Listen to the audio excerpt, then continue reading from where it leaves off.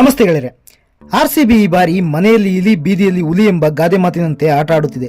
ಹೊರಗೆ ಆಡಿರುವ 4 ಪಂದ್ಯಗಳನ್ನು ಗೆಲುವು ಸಾಧಿಸಿದರೆ ತಮ್ಮ ಹೋಮ್ ಗ್ರೌಂಡ್ ಚಿನ್ನಸ್ವಾಮಿಯಲ್ಲಿ ಆಡಿದ 3 ಪಂದ್ಯಗಳಲ್ಲೂ ಸತತ ಸೋಲು ಕಂಡಿದೆ. ಶುಕ್ರವಾರ ರಾತ್ರಿ ಪಂಜಾಬ್ ಕಿಂಗ್ಸ್ ವಿರುದ್ಧ ಹೀನಾಯ ಬ್ಯಾಟಿಂಗ್ ಮಾಡಿ ತವರಿನಲ್ಲಿ ಮತ್ತೊಮ್ಮೆ ಮುಗ್ಗರಿಸಿದೆ. ಬೆಂಗಳೂರಿನಲ್ಲಿ ಶುಕ್ರವಾರ ಮಳೆ ಬಂದಿದ್ದರಿಂದ 10 ಗಂಟೆಯಾದರೂ ಮ್ಯಾಚ್ ಶುರುವಾಗಿರಲಿಲ್ಲ. ಫ್ಯಾನ್ಸ್ಗಳೆಲ್ಲ ಕಾದು ಕೂತಿದ್ದರು.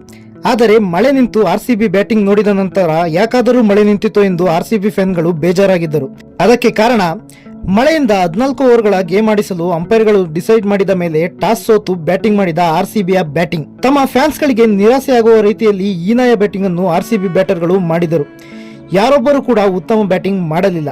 ಒಂದು ಹಂತದಲ್ಲಿ ಆರ್ಸಿಬಿ ಕೇವಲ 43 ರನ್ಗೆ 7 ವಿಕೆಟ್ ಕಳೆದುಕೊಂಡಿತ್ತು. ಆ ಸಮಯದಲ್ಲಿ ಆರ್ಸಿಬಿ ಫ್ಯಾನ್ಗಳಿಗೆ ಜೀವ ಬಾಯಿಗೆ ಬಂದಿತ್ತು.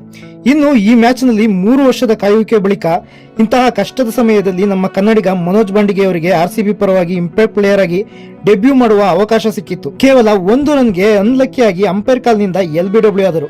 ಇದರ ನಡುವೆ ಮುಳುಗುತ್ತಿದ್ದ ಆರ್ಸಿಬಿಗೆ ಆಸರೆಯಾಗಿದ್ದು ಆಸೀಸ್ನ ಆಲ್ರೌಂಡರ್ ಟೀಮ್ ಡೇವಿಡ್. ಅಲ್ಲ, ಆರ್ಸಿಬಿ ಪಾಲಿಗೆ ನೆನ್ನೆಯ ಟೀಮ್ ದೇವರು. ಬ್ಯಾಕ್ ಟು ಬ್ಯಾಕ್ ವಿಕೆಟ್ ಕಳೆದುಕೊಂಡು ನೆಲಕಚ್ಚುತ್ತಿದ್ದ ಆರ್ಸಿಬಿಗೆ ತಮ್ಮ ಸಾಲಿಡ್ ಆಟದ ಮೂಲಕ ಆಸರೆಯಾಗಿ ನಿಂತರು. ಒಂದೆಡೆ ಬ್ಯಾಟರ್ಗಳು ಪೇಲಿನ್ ಪರೇಡ್ ಮಾಡುತ್ತಿದ್ದರೆ ಟೀಮ್ ಡೇವಿಡ್ ಮಾತ್ರ ಪ್ರೆಷರ್ನಲ್ಲಿಯೂ ಆರ್ಸಿಬಿಯ ಮರ್ಯಾದೆ ಕಾಪಾಡುವಂತೆ ಆಡಿ ಕೇವಲ 26 ಬಾಲ್ನಲ್ಲಿ 5 4 ಮತ್ತು ಕಡೆಯ ಓವರ್ನಲ್ಲಿ ಹ್ಯಾಟ್ರಿಕ್ ಸಿಕ್ಸರ್ಗಳನ್ನು ಬಾರಿಸಿ IPL ನಲ್ಲಿ ತಮ್ಮ ಮೊದಲ ಹಾಫ್ ಸೆಂಚುರಿಯನ್ನು ಬಾರಿಸಿದರು. ಇನ್ನು ಭುವಿ 8 ರನ್ ಗಳಿಸಿ ಡೇವಿಡ್ಗೆ ಕೆಲ ಕಾಲ ಸಾಥ್ ನೀಡಿದರು. ನಾಯಕ ಪಾಟಿದಾರ್ 23 ರನ್ ಗಳಿಸಿದ್ದರು. ಟೀಮ್ ಡೇವಿಡ್ ಅವರ ಆಟದಿಂದ ಆರ್ಸಿಬಿ ಹೇಗೋ ಆಲ್ಔಟ್ ಆಗದೆ 14 ಓವರ್ನಲ್ಲಿ 9 ವಿಕೆಟ್ ಕಳೆದುಕೊಂಡು 95 ರನ್ ಗಳಿಸಿತ್ತು. ಪಂಜಾಬ್ನ ಎಲ್ಲಾ ಬೌಲರ್ಗಳು ಕೂಡ ಬೊಂಬಾಟ್ ಬೌಲಿಂಗ್ ಮಾಡಿದ್ದರು.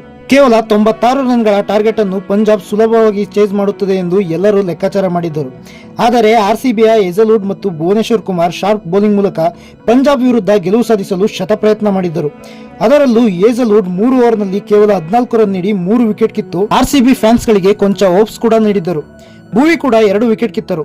ಆದರೆ ಆರ್ಸಿಬಿಯ ಬೇರೆ ಬೌಲರ್ಗಳು ಸರಿಯಾಗಿ ಬೌಲಿಂಗ್ ಮಾಡಲಿಲ್ಲ. ಇದರಿಂದ ಪಂಜಾಬ್ 12.1 ಓವರ್ನಲ್ಲಿ 5 ವಿಕೆಟ್ ಕಳೆದುಕೊಂಡು 98 ರನ್ ಬಾರಿಸಿ ಈ ಪಂದ್ಯದಲ್ಲಿ ಗೆಲುವು ಸಾಧಿಸಿತು.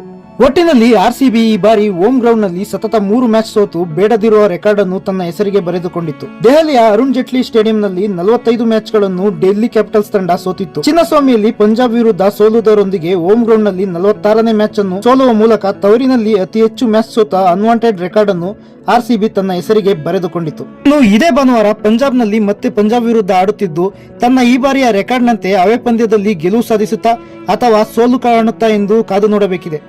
ಆರ್ಸಿಬಿ ಪಂದ್ಯ ಸೋತರೂ ಕೂಡ ಔಟ್ಸ್ಟ್ಯಾಂಡಿಂಗ್ ಬ್ಯಾಟಿಂಗ್ ಮಾಡಿದ ಆರ್ಸಿಬಿಯ ಟೀಮ್ ಡೇವಿಡ್ಗೆ man of the match award ಅನ್ನು ನೀಡಲಾಯಿತು.